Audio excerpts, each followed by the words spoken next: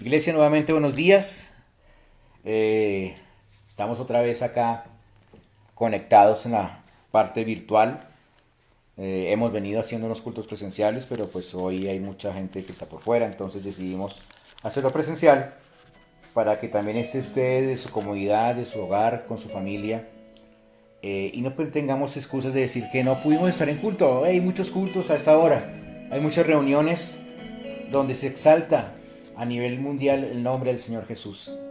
Y hoy, terminando una Semana Santa,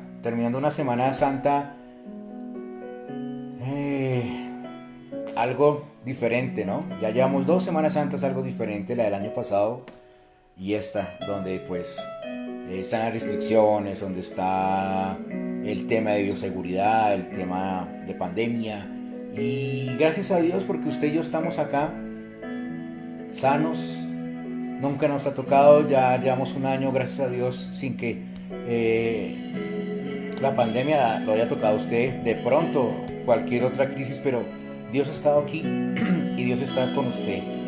Te damos gracias, Señor. No sé cuántas personas están conectadas, qué personas están conectadas. Saludos a la familia pastoral, Rodríguez Tambo. ¿Quién más está? ¿Producción? ¡Producción! Producción está como calitos. Está Dalia y sus hijas. Dios los bendiga.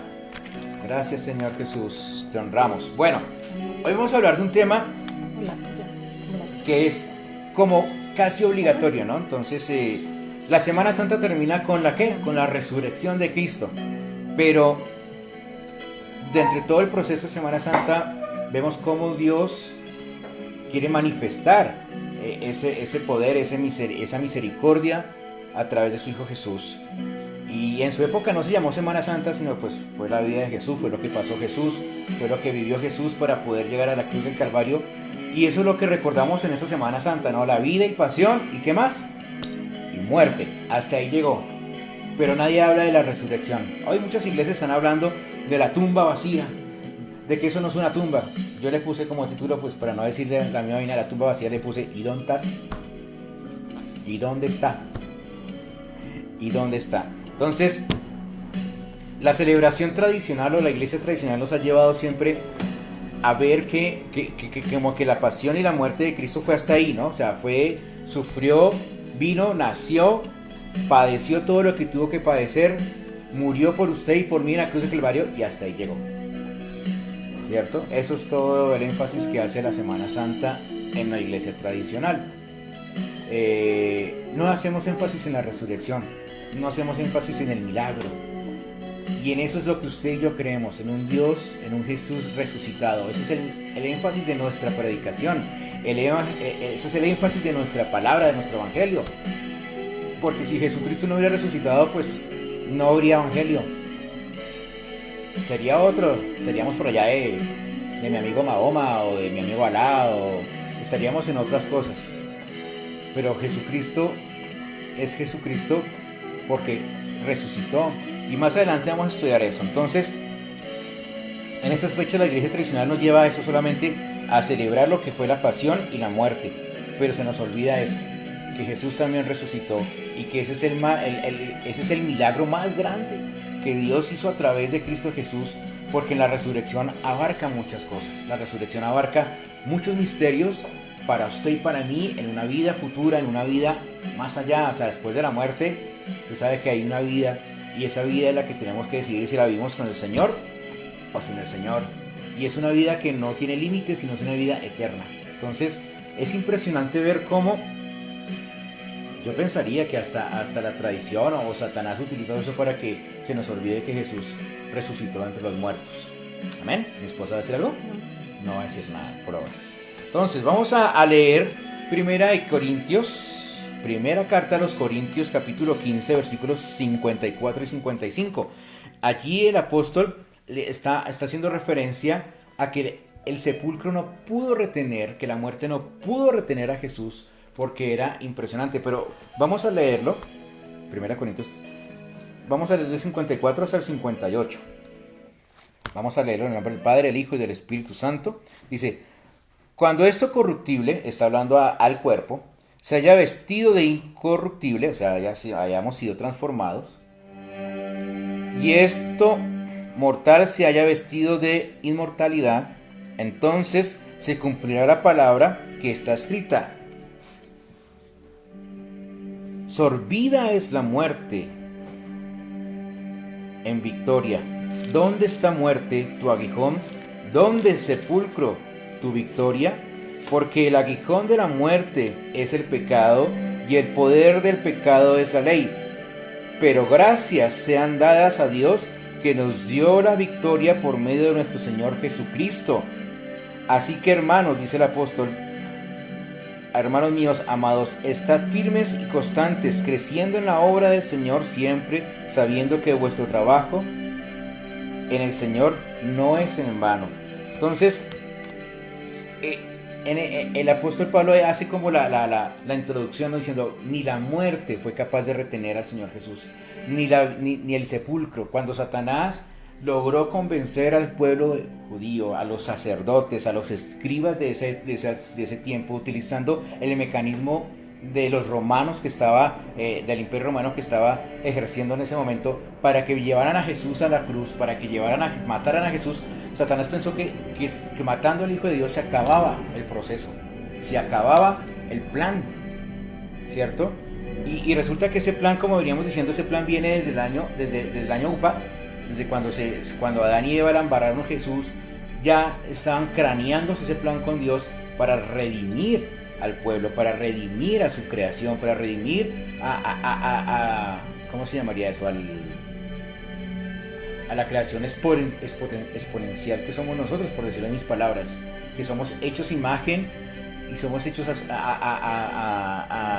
somos creación a su imagen y semejanza. Entonces, no fue ahí cuando murió el plan.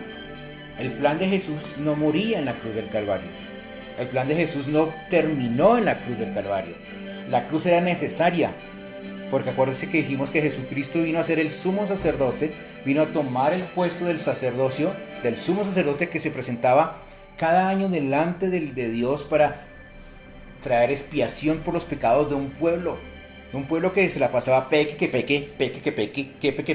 a pesar de que salió de Egipto, a pesar de que salió con milagros, con señales prodigiosas, porque las 10 plagas eran señales fuertes que el Señor le está diciendo, mire, es que yo soy Dios, y les demostraba cómo hacía cuando cayó granizo del cielo, fuego, cuando la última que fue la muerte de los primogénitos, cuando se convirtió el agua en sangre, ¿cierto?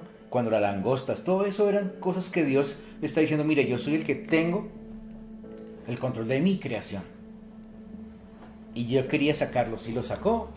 Y entonces, como el pueblo seguía pecando, a pesar de ver las obras de Dios, y hoy en día nosotros, a pesar de ver las cosas que Dios hace, muchas veces tenemos dudas en nuestros corazones, y permitimos que ese Jesús que murió y resucitó, simplemente lo tengamos en la cruz. Y hasta ahí quedó. Sí, Señor, yo creo en ti, usted fue a la cruz por mí, chao. Pero resulta que no. La Biblia nos enseña que Jesucristo resucitó. Entonces, hay algo muy, muy especial. Yo encontré saqué tres aspectos de los cuales por qué la tumba debería estar vacía, o por qué me hago la pregunta, ¿dónde está? ¿Cierto? Entonces, vamos al libro de Mateo, el Evangelio de Mateo, capítulo 27, versículos 62 al 67. Libro de Mateo, o Evangelio de Mateo, capítulo 27. ¿Ya lo tienes? ¿Lo puedes leer, sí, porfa? Del capítulo 62. No, 27. 27, 62. La guardia ante la tumba. Al día siguiente, que es después de la preparación, se reunieron los principales sacerdotes y los fariseos ante Pilato, diciendo, Señor, nos acordamos que aquel engañador dijo, viviendo aún, después de 3 días resucitaré. Manda pues que se asegure el sepulcro hasta el tercer día, no sea que vengan sus discípulos de noche y lo hurten y digan al pueblo, resucitó entre los muertos, y será el postrer error peor que el primero. Pilato les dijo, ahí tenéis un guardia, id a asegurarlo como sabéis. Entonces ellos fueron y aseguraron al sepulcro, sellando la piedra y poniendo la guardia. ¿Hasta el 67? Sí, hasta el 66. ¿No? Eso, 66, qué pena contigo.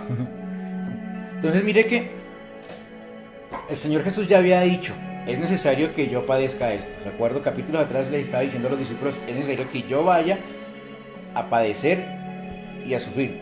Y cuando el Señor dijo que este templo será destruido, pero que en 3 días será restablecido, no hablaba de un templo físico, sino de Él mismo, del templo del Espíritu Santo que somos usted y yo.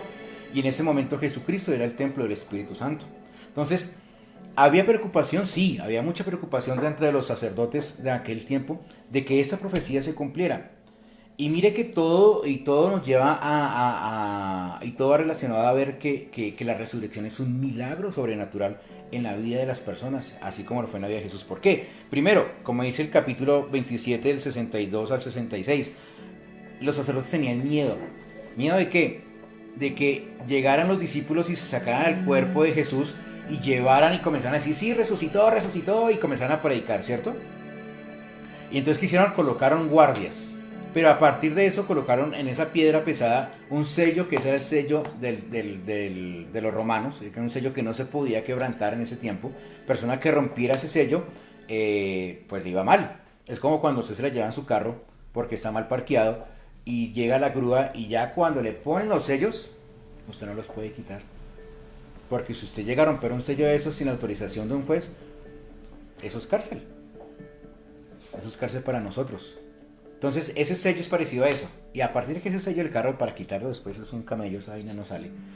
Yo me imagino que el sello que tenían allá en esa piedra era un sello que se veía a leguas, a metros, a distancia, para que la gente supiera que eso era propiedad de los romanos, que no se podía tocar. Aparte de eso, de colocar el sello, colocaron guardias. ¿Para qué? Para que vigilaran, que no se acercaran los discípulos a robar el cuerpo por la noche, para que no se proclamara que había resucitado, ¿cierto? Bueno, entonces dice aquí, el sacerdote tuvieron miedo de que sacaran el cuerpo, colocaron los guardias, y todo lo que relaciona a esto es que la resurrección de Cristo es el milagro más grande que tenemos nosotros, la resurrección. El de pasar de muerte a vida es un milagro sobrenatural. Ok, nosotros creemos en la sanidad, sí, creemos en los milagros de sanidad, la liberación, pero este milagro de vida es un milagro que va más allá de la muerte, de la vida física. Cuando Jesucristo vino y murió por usted y por mí en la cruz del Calvario y resucitó, no resucitó para seguir muriendo, nos dio una vida, una esperanza de vida eterna, ¿cierto? Entonces, ¿eso qué significa? Que si yo por dentro estoy muerto, que si yo por dentro de mi corazón estoy picho, por decirlo así, estoy acabado, Él viene a entrar a mi corazón a darle vida, a darnos vida y vida en abundancia, dice su palabra. Pero no es una vida común y corriente, no es una vida que tiene fin. Aquí en la tierra todos tenemos una fecha límite, todos tenemos, como dicen por ahí, una fecha de expedición, de finalizado, así como una fecha de vencimiento, así como los productos, todos tienen una fecha de vencimiento. Usted y yo tenemos una fecha de vencimiento en esta tierra, en este mundo, en este tiempo que podemos visualizar, que vemos, que podemos tocar, pero en la vida eterna, más allá, no tenemos fecha límite. El límite se lo pone usted es en saber dónde va a vivir. Como dijimos, si va a vivir con Jesús en la vida eterna o va a vivir sin Jesús. Y la Biblia es clara cuando dice o el cielo o el infierno, no hay más, no hay intermedios como hacíamos en la iglesia tradicional cuando estamos ahí, no hay intermedios. Entonces es importante ver cómo ese milagro nos envuelve para sobrenaturalizar nuestra vida espiritual, para llevarnos de una forma exponencial a ver que la muerte de Jesús es una muerte dolorosa, pero que la victoria en la muerte, que la victoria en el sepulcro es algo que sobrepasa cualquier entendimiento. ¿Listo? Entonces en Mateo 28, capítulo 6, versículo 6, dice, no está aquí, pues ha resucitado, como dijo, venid, ve el lugar donde fue puesto el Señor. Todos conocemos la historia. Entonces la Biblia dice que al otro día, después de que ya habían enterrado o sellado la tumba con Jesús, se acercaron a aquel tiempo unas mujeres, ¿cierto? Que eran Marta y María, y querían ir a acabar de arreglar el cuerpo, pedir permiso para que lo dejaran ver, para que lo dejaran limpiar, porque por el afán de las Pascuas, de las fiestas, que no podían hacer ninguna actividad de estas, no pudieron arreglar bien el cuerpo para que no se descompusiera tan fácil, o así como se lo llevan a usted, como se nos llevan aquí a la morgue, que nos aplican, nos arreglan, nos ponen vestidito, nos aplican formol para que no volamos tan feo, tan rápido, y todo el cuento. Allí tenían que aplicar pues toda esa parte de las especies aromáticas y envolverlo en el sudario y todo el cuento, ¿cierto? Acabarlo de arreglar. Pero dice que la Biblia dice que allí ya no estaba. Y vamos a ver cómo los evangelios relacionan esto. En Marcos capítulo 16, 6, hablan del mismo, pero desde un punto de vista un poquito diferente. Cada apóstol nos habla del mismo tema de un punto de vista diferente. Marcos 16, 6 dice: pero él les dijo,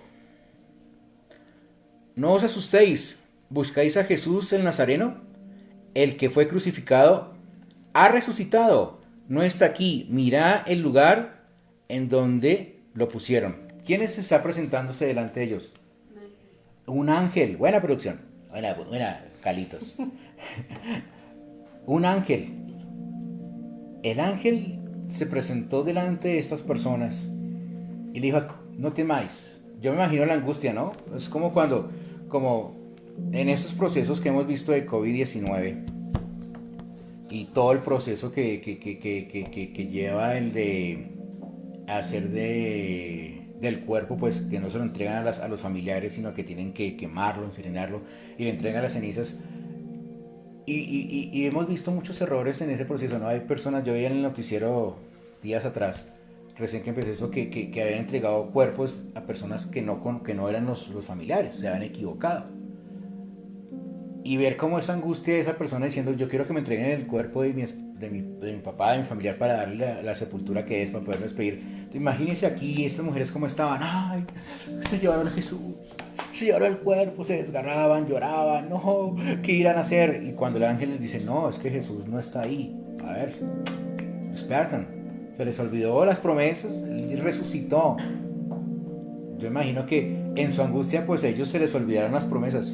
¿Qué pasó? Él se les olvidaron las promesas. Y en las angustias a nosotros se nos olvidan las promesas que Dios nos dio, ¿cierto?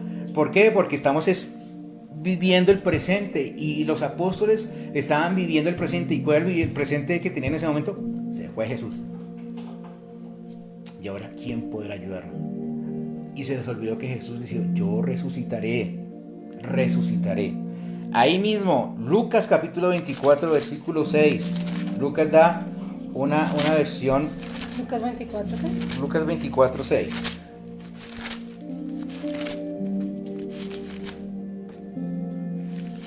¿Ya lo tienes? Sí. Léelo, por favor. No está aquí, sino que ha resucitado. Acordaos de lo que os habló cuando aún estaba en Galilea, diciendo: es necesario que el Hijo del Hombre sea entregado en manos de hombres pecadores y que sea crucificado y resucite al tercer día. Entonces ellas se acordaron de sus palabras. ¿Sigo? Bueno, sí, sí. Y volviendo al sepulcro dieron nuevas de todas estas cosas a las 11 y a todos los demás, a los 11, y a todos los demás. Eran María Magdalena y Juana y María, madre de Jacob, y las demás con ellas, quienes dijeron estas cosas a los apóstoles. Mas a ellos les parecían locura las palabras de ellas, y no las creías. Pero levantándose Pedro corrió al sepulcro. Cuando miró adentro, vio los lienzos solos y se fue a casa maravillándose de lo que había sucedido. Amén. Es importante, es impresionante ver eso, ¿cierto? Que aún los creyentes no podían. Unos discípulos. Y a las 11, dice mi esposa. A los 11. Los 11 discípulos. No a las 11. A los 11. No creían, o sea, se les había olvidado las promesas que Dios les había dado. Se les olvidó decirle que Él. O sea, ¿a quién se le olvida que le van a decir: yo voy a resucitar? ¿A quién? O sea, tendría que ser la angustia muy fuerte o estar muy perdido para que los apóstoles en ese momento se les hubiera olvidado que Jesús prometió que volvía. O al no entender, yo diría que no entender las palabras que Jesús les decía en su momento cuando estaban con el presente.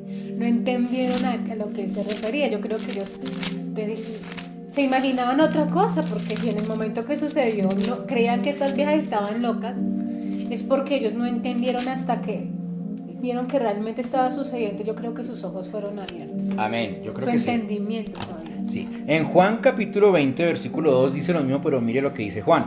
Dice, entonces corrió y fue a Simón, Pedro, y al otro discípulo, aquel a quien amaba Jesús, y les dijo, se han llevado del sepulcro al Señor y no sabemos dónde lo han puesto. Salieron Pedro y el otro discípulo y fueron al sepulcro.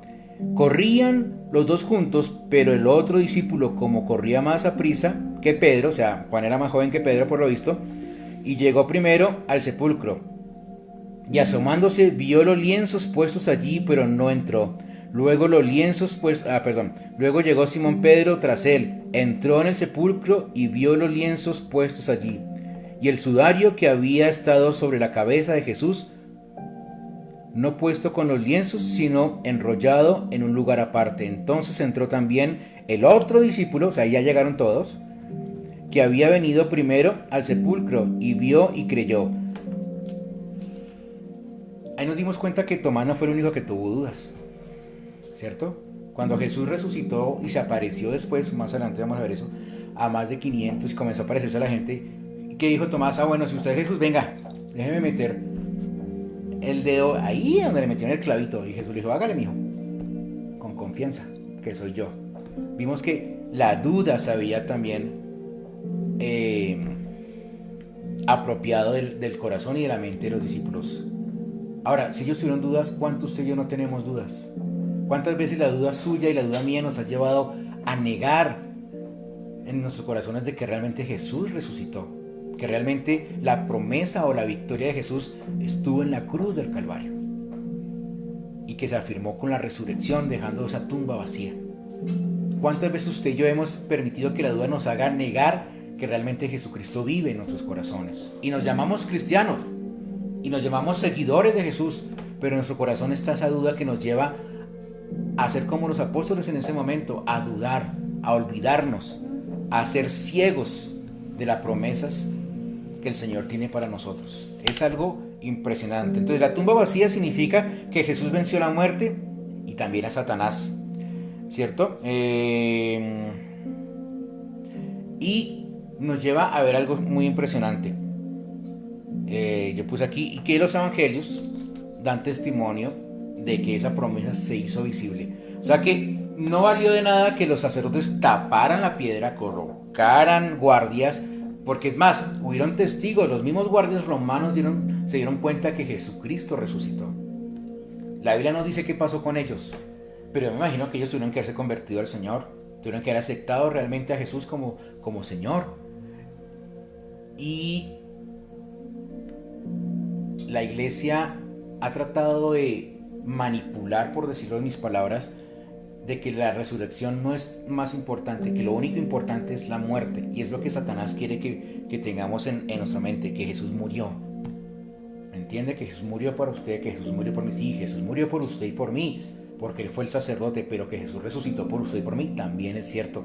Yo creo que no es manipular, sino que no le ha dado la verdadera importancia a sí. La resurrección, y que era necesario que Él resucitara, que Él fuera otra vez donde el Padre, porque en este momento estamos esperando la segunda venida, y ese debe ser nuestro, como estar como las vírgenes preparadas, estar todo tiempo orando, preparándonos en la palabra, para que cuando Él venga nos encuentre preparados, porque estamos, o sea, después de Él resucitado, ellos aguardaron la segunda venida del Señor, ellos esperaron la venida del Señor con fervor, con pasión, y estamos hablando de 2000 años más o menos aproximadamente, que ellos esperaron, y aún así su fervor no acabó. No sabían cuándo venía.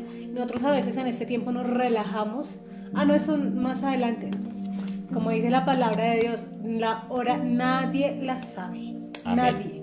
Sí, Señor. Entonces, pero nosotros debemos estar preparados para su venida, porque es su promesa. Amén, sí, amén. ¿Y entonces qué significa tener la tumba vacía?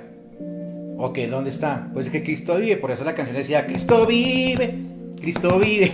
Mi esposa decía, es que esas canciones tan viejitas, digo, pero son canciones que son reales, que casi como las de hoy en día, porque él decía, a ver, muéstrame una canción nueva, que me diga que Cristo vive. Pues muchas hablan de la adoración, de la exaltación, pero es que estas canciones de los años 90, cuando nosotros nos convertimos, eran como más impactantes, ¿no? O sea, ese fuego, esa intención, esa celebración de que realmente Cristo vive en nuestros corazones, de que Cristo resucitó. Por eso la busqué. Yo soy sincero, por eso la busqué. Vamos a leer Lucas 24, capítulo 4 al 6. Y dice: aconteció que estando ellas, perplejas por esto, se pararon junto a ellos dos varones con vestiduras resplandecientes, y como que tuvieron temor y bajaron el rostro a tierra y les dijeron, vamos a hacer un poquito más esto: ¿por qué buscáis entre los muertos al que vive? Hoy mire la clave: ¿por qué buscáis entre los muertos al que vive? No está aquí, sino que ha resucitado. Acordaos de lo que os habló cuando aún estaba en Galilea. O sea, esto es impresionante. O sea, vuelve y reitera. Tenemos que ver cómo la Biblia nos recuerda siempre que Jesucristo resucitó. Y que Jesucristo no fue a la cruz por deporte, sino que todo es el proceso y el plan de salvación para usted y para mí. Para usted y para mí, ¿cierto? Y de ahí se levantan muchos testimonios. Vamos a ver lo que sucedió con la resurrección de Cristo. Hechos, capítulo 2, versículos 32 y 36. Todos lo conocen. ¿Qué ha pasado en Hechos? Mi esposa está un poquito más de la cintura, entonces por eso es que está un poquito incómoda acá. Hechos capítulo 2, versículos 32 al 36. ¿Qué pasó cuando Jesucristo resucitó? Dice el apóstol... Se perdió. 32 al 36. Dícese: a este Jesucristo resucitó Dios, de lo cual todos nosotros somos testigos. Así que, exaltado por la diestra de Dios y habiendo recibido del Padre la promesa del Espíritu Santo, ha derramado esto que vosotros veis y oís. David no subió a los cielos, pero él mismo dice: dijo el Señor a mi Señor, siéntate a mi diestra hasta que ponga a tus enemigos por estrado de tus pies. Sepa pues ciertísimamente toda la casa de Israel, que a este Jesús, a quien vosotros crucificasteis, Dios lo ha hecho Señor y Cristo. O sea, comenzó ya la predicación, comenzó ya la vivencia, comenzó ya el avivamiento de ver que realmente la promesa del Mesías se había cumplido entre ellos y que era necesario proclamarla. Por eso usted y yo tenemos que creer de que Jesucristo resucitó, creer que Jesucristo quiere resucitar en nuestro corazón, vivir en nuestra vida para darnos esa vida eterna, esa vida. Y Pedro fue el que se levantó y predicó. ¿Y cuántos se convirtieron en esa predicación? 5,000, fuera de hombres y mujeres. Decía el pastor Jaime: yo no he visto hasta el momento que se paren aquí los grandes evangelistas y una vez se les conviertan 5,000 fuera de hombres y mujeres. Pero a Pedro sí. Es impresionante, es impresionante. El mismo libro, donde estuvimos, primera carta de los Corintios, capítulo 15, del 1 al 8.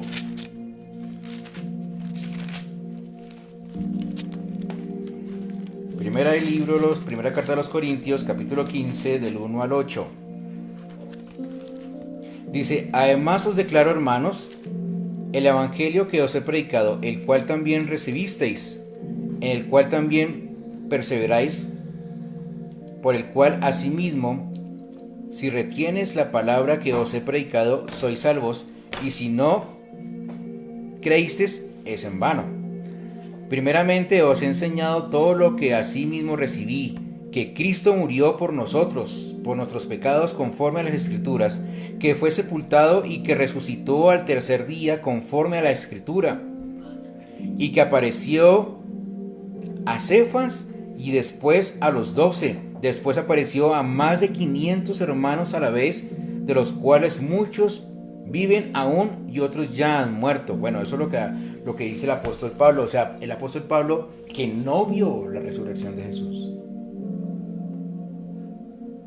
que no estuvo como presente en esa parte, porque eso fue para el núcleo de los 12, y Pablo se convierte después porque fue el que comenzó a perseguir a la iglesia, perseguirlos, y todos saben que después se le apareció el Señor Jesucristo y él tuvo una conversión de corazón de un evento tan fuerte, y comienza a decirles: mire, a mí me enseñaron que Jesucristo murió por mí, por mi pecado, pero que resucitó para mí también y que me da la victoria sobre la muerte. Entonces, es impresionante ver cómo la vida no se contempla solamente en la muerte, sino que hay un proceso más, y es la vida eterna. Y Jesús vino a decirnos eso: hay una vida eterna, hay una promesa de vida eterna. Pero esa promesa no es para todos, es para aquel que lo quiera tomar, es para aquel que lo quiera aceptar, es para aquel que quiera convertir su corazón o permitir que su corazón viva a Jesús. Y eso es algo que usted y yo tenemos que hacer. Así que la celebración de la Semana Santa es de que Cristo vive y que nos ofrece una salvación, pero es una salvación eterna, ¿cierto? Hoy Cristo nos está llamando, bueno, hoy pues la idea es esa: entender de que Cristo hace una invitación fuerte, y todos los días nos hace una invitación grande, de que entremos a su presencia, de que lo dejemos entrar en nuestros corazones, ¿cierto? En Mateo 11:28, ya para ir terminando, Mateo capítulo 11, versículo 28, habla acerca de lo siguiente. Dice el Señor: venid a mí todos los que estén trabajados y cansados, que yo os haré descansar. El 29, llevad mi yugo sobre vosotros y aprended de mí, que soy manso y humilde de corazón, y hallaréis descanso para vuestras almas. El 30, porque mi yugo es fácil y ligera es mi carga. ¿Cuántos queremos aceptar a Jesús? ¿Cuántos queremos vivir como lo hacía Jesús? ¿Cierto? Dijimos que Jesús nos enseñó a vivir, que con este estuche en la forma terrenal o carnal se puede agradar a Dios. Es una decisión suya y mía de poder vivir para Dios, de poder vivir conforme a la palabra del Señor, de poder vivir conforme a la voluntad de Dios por medio del Espíritu Santo. Y aún en Juan capítulo 1 versículo 12, ¿qué dice, muchachos? Ustedes que lo saben de memoria. Más a todos. Calitos. Amén. Vamos a leerlo más fuerte. Yo lo leo. Más a todos los que le recibieron y creyeron en su nombre les dio potestad de ser hechos hijos de Dios. Todos los que le recibieron. ¿Y qué es recibir? Es que cuando decíamos la vez pasada, es cuando golpea, llega la visita, usted mira por su ojo mágico y mira quién es y abre la puerta para que esa visita entre. ¿Cierto? Ayer veíamos una película con mi esposa y una señora fue a visitar a otra señora. Y la señora le dijo: sírvase lo que quiera mientras que le hizo tal cosa. Y yo vi que esa señora comenzó a pasearse por toda la casa. Entró al baño, la cocina, el patio, los cuartos, y decía: no, pues esa visita tan confianzuda, le faltó fue meterse a lavarle las ollas. Y sabe que mirándolo de esa forma, eso es lo que quiere Jesús. Jesús quiere entrar a nuestro corazón, pero no quiere entrar solamente a la sala de estar. Eso lo aprendí en Hermanos a la hora. A la sala de estar. Él quiere entrar a toda la casa, y toda la casa es todo nuestro corazón, nuestra voluntad, nuestros pensamientos, nuestro carácter. No quiere un rincón sin poder estar Él, para que Él sea transformando nuestra vida por medio del Espíritu Santo y podamos vivir esa vida eterna, podamos gozar de esa promesa de salvación. Entonces, la Semana Santa no es solamente vida, pasión y muerte, no, la Semana Santa es resurrección de Jesucristo, y lo que realmente deberíamos estar celebrando en esta semana es la resurrección de Jesús, la victoria, la promesa y la santidad que nos invita a vivir por medio del Espíritu Santo. Entonces, no sé si hay peticiones. Hoy no tenemos peticiones, ok. Pero allí donde usted está, cierre sus ojos o disponga su corazón o baje su cabeza, así como lo hizo estas mujeres cuando vieron a los ángeles que estaban parados a la tumba, a la entrada de la tumba del Señor Jesús. Y dígale: Señor, así como tú resucitaste de la tumba al tercer día, resucita en mí, Señor. resucítame a mí también para poder contemplar y ver tu misericordia, tu amor. Que en este domingo de resurrección no sea un simple día, sino que sea el principio de una resurrección eterna en nuestros corazones, en nuestras familias, en nuestros países, en nuestras ciudades, Señor. Que el Espíritu Santo se mueva con libertad, con fuego santo sobre cada vida, Señor, purificándonos, limpiándonos, Señor. Tu palabra nos enseña de que tú fuiste a la cruz, sí, por nuestros pecados, por nuestros errores, que la sangre que derramó en la cruz del Calvario, Señor Jesús, limpió toda esa maldad, limpió mi vida, pero que la resurrección sella esa victoria y me da promesa de vida, Señor. Gracias te doy en esta mañana porque hoy, como dice Juan 1:12, te recibo en nuestro corazón, te recibo en mi vida, para ser llamado hijo tuyo y poder entrar a recibir esas promesas, entrar a ese banquete de bendiciones, Señor. Padre, quita la venda que tenemos en este momento, tal vez como los discípulos, Señor, que no entendían o no podían ver el milagro, Señor, porque estaban pensando tal vez en sus problemas, en sus necesidades, en su duelo, en su dolor, Señor. Quita eso de nuestros corazones y que podamos ver que realmente ese milagro de resurrección hace 2000 y pico de años sigue vivo para el día de hoy, para todo aquel que se quiera acercar a ti, para todo aquel que quiere vivir conforme a ti, Señor. Gracias te damos en esta mañana por cada familia que nos ve, por cada persona que nos ve en las redes sociales. Padre, resucítalos en el nombre de Jesús, resucita su corazón, resucítalos en ti, que el fuego del Espíritu Santo esté en cada uno de nosotros, Señor, en cada familia, en cada adulto, en cada adolescente, en cada niño, Señor, que realmente, Señor, se agite el poder de tu Espíritu Santo. Padre, que en las familias de Grace to All, Señor, sean glorificadas por el poder del Espíritu Santo, que este ministerio, Señor, sea tomado por ti, dirigido por ti, y que seas tú trayendo, Señor, palabra fuerte a nuestros corazones día a día. Gracias, Señor, por darnos este día para saber que estamos vivos por ti, que estamos sanos por ti, que estamos libres por ti de cualquier enfermedad, de cualquier maldad, Señor, de cualquier atadura, porque tú, Señor, eres más que vencedor y esa victoria nos las pasas a nosotros. Somos herederos tuyos por tu gracia. Muchas gracias, Señor, en el nombre de Cristo Jesús. Amén, y amén, y amén. Amén.